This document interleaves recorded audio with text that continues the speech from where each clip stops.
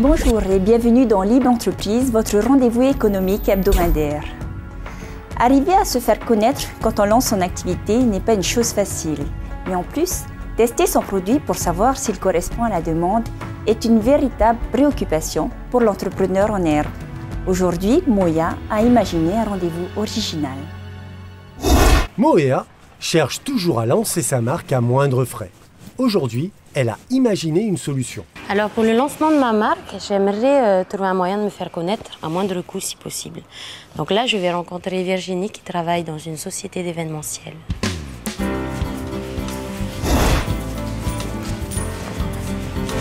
Bonjour. Bonjour. Enchantée, Virginie. Oui. Je t'écoute. En fait, je viens te voir parce que j'ai comme projet de créer mon entreprise et plus particulièrement une marque de vêtements. D'accord. Et je voulais connaître un peu les moyens de se faire connaître, justement. De se faire connaître. À moindre coût, quoi. Nous, notre activité, c'est l'événementiel, donc c'est les foires et les salons. C'est un des meilleurs moyens quand on se lance, car on a un rapport direct avec la clientèle. Donc ça te permettra en peu de temps d'avoir un retour sur les produits que tu as lancés. Ce qui va être important pour toi, c'est vraiment de choisir l'événement qui va toucher ta cible directement. Avec les éléments que tu me donnes, moi j'aurais plus tendance à te pousser vers un salon de la femme. Donc si tu veux avoir un aperçu déjà de ce que peut donner ton produit, je pense que sur ce genre d'événement, tu auras un retour rapide. Tu vas pouvoir profiter aussi de la présence des autres exposants. Donc c'est vrai qu'il y a des gens qui sont aussi dans ton cas ou qui sont passés par l'étape dans laquelle tu es aujourd'hui. Seulement voilà, une participation à un salon a un coût. Et Moya manque de moyens. Nous, sur nos foires, maintenant, on propose des prix justement un peu spécifiques, un peu spéciaux pour des gens dans ton cas. Donc pour te donner une idée, pour 70 000 francs, tu peux être présent pendant 5 jours sur une grosse foire où on reçoit à peu près 60 000 visiteurs.